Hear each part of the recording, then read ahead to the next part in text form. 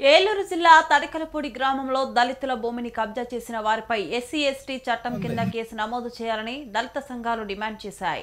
జిల్లా కలెక్టర్ కార్యాలయం ఎదుట బాధితురాలు కొనిదల విజయ్తో పాటు దళిత సంఘాల ఆధ్వర్యంలో ధర్నా నిర్వహించారు. సంఘాల నాయకులు తెలిపిన వివరాల ప్రకారం రిటైర్డ్ భూములో ఉద్యోగి ఆళ్ల రంగారావు, మరో వ్యక్తి కూరాకుల శ్రీనివాసులు కలిసి దళితుల సొంత భూమి అయిన 5 ఎకరాల 14 సెంట్ల భూమిని కబ్జా చేసినట్లు ఆరోపించారు. బాధితురాలు విజయ్కు న్యాయం చేయడంతో పాటు కబ్జాదారులపై కఠిన చర్యలు తీసుకోవాలని వారు అధికారులను కోరారు. ఈ రోజు కూడా ఏ విధమైనటువంటి న్యాయం జరగకుండా కాలయాపన చేస్తున్నారు. పైగా ఆర్థిక ప్రలోభాలకు లొంగినటువంటి ఆనాటి 2016లో ఉన్నటువంటి విఆర్ఓ ఆర్ఐ ఎంఆర్ఓ గారు ఏమికి తీవ్రమైనటువంటి అన్యాయం చేస్తూ జాయింట్ కలెక్టర్ గారు కోర్టులో పెండింగ్లో ఉన్నా కూడా వాళ్ళ భూమిని, వీళ్ళకి చెందిన భూమిని వాళ్ళ దానిగా ఆన్లైన్లో పెట్టడం జరిగింది.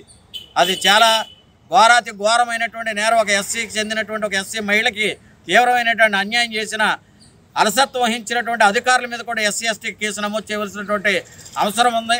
అయినా కూడా అధికారులు కానీ ప్రభుత్వం కానీ ఏ విధమైనటువంటి స్పందన లేకుండా కాలయాపన చేస్తుంది.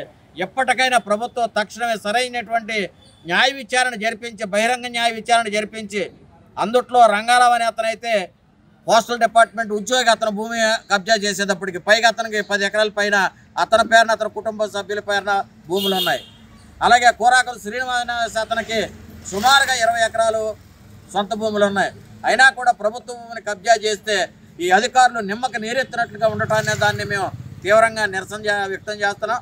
ఈ రోజున మేము కలెక్టర్ గారికి విజ్ఞప్తి చేసేది ఏంటంటే, ఎప్పటికైనా దీనిపై సంపూర్ణమైనటువంటి పూర్తి న్యాయ విచారణ జరిపించి బాధితురాలైనటువంటి విజయమ్మకి పూర్తి స్థాయిలో న్యాయం జరపకపోతే కనుక మేము జిల్లా స్థాయి వ్యాప్త ఆందోళన చేపడతామని చెప్పి సందర్భంగా